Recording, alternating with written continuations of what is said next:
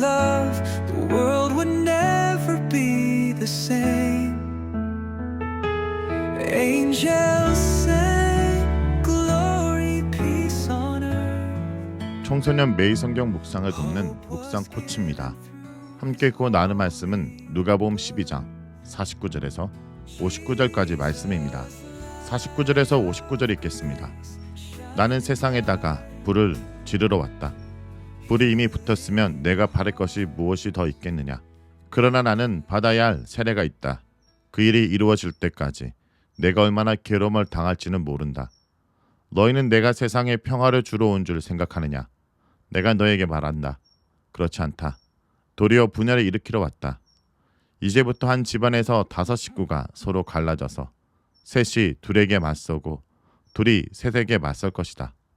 아버지가 아들에게 맞서고 아들이 아버지에게 맞서고 어머니가 딸에게 맞서고 딸이 어머니에게 맞서고 시어머니가 며느리에게 맞서고 며느리가 시어머니에게 맞서서 서로 갈라질 것이다. 예수께서 무리에게도 말씀하셨다. 너희는 구름이 서쪽에서 이는 것을 보면 소나기가 오겠다고 서슴지 않고 말한다. 그런데 그대로 된다. 또 남풍이 불면 날이 덥다고 너희는 말한다. 그런데 그대로 된다. 유선자들아, 너희는 땅과 하늘의 기상은 분간할 줄 알면서 왜 이때는 분간하지 못하느냐. 어찌하여 너희는 옳은 일을 스스로 판단하지 못하느냐. 너를 고사하는 사람과 함께 간원에게로 가게 되거든 너는 도중에 그에게서 풀려나도록 힘써라. 그렇지 않으면 그가 너를 재판관에게로 끌고 갈 것이고 재판관은 형무소 관리에게 넘겨주고 형무소 관리는 너를 옥에 쳐 넣을 것이다.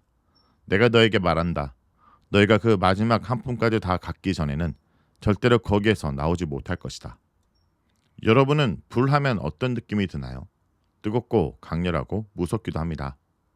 불은 무언가를 태워버리고 변화시키는 힘이 있습니다. 그런데 예수님이 오늘 본문에서 이렇게 말씀하십니다. 내가 불을 땅에 던지러 왔으니 그 불이 이미 붙었으면 내가 무엇을 원하리요.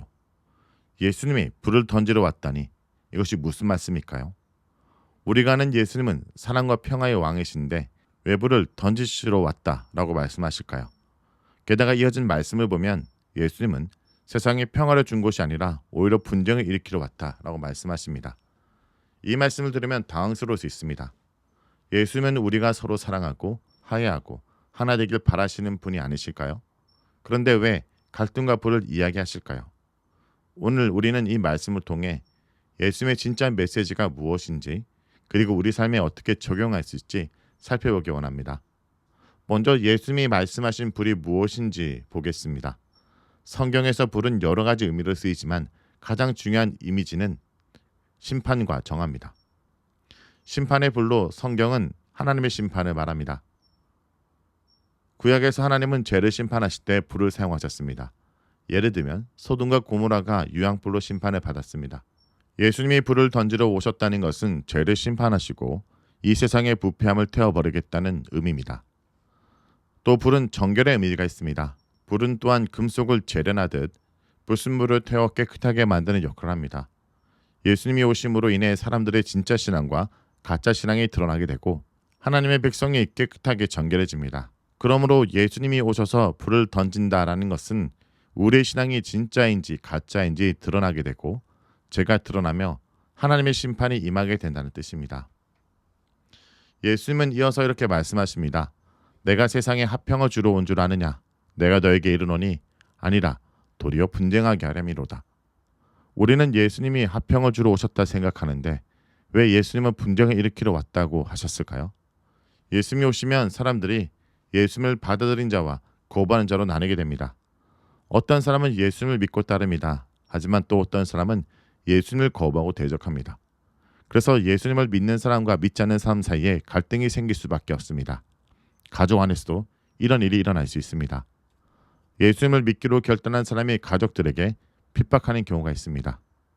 예수님 바로 이런 현실을 말씀하시는 것입니다. 예수를 따르는 것은 결단코 쉬운 일이 아닙니다.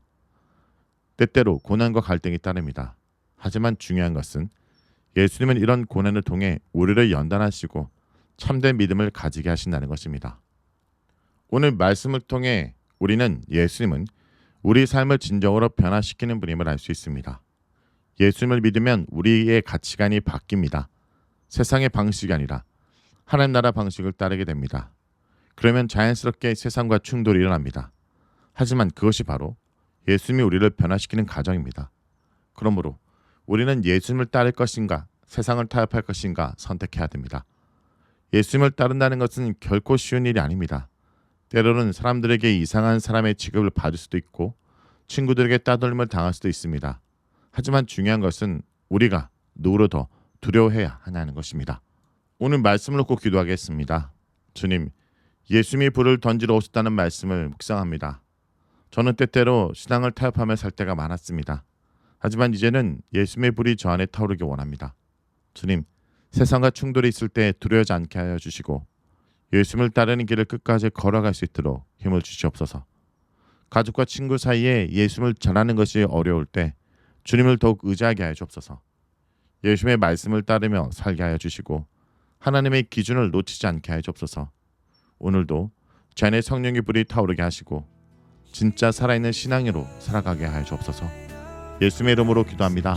아멘.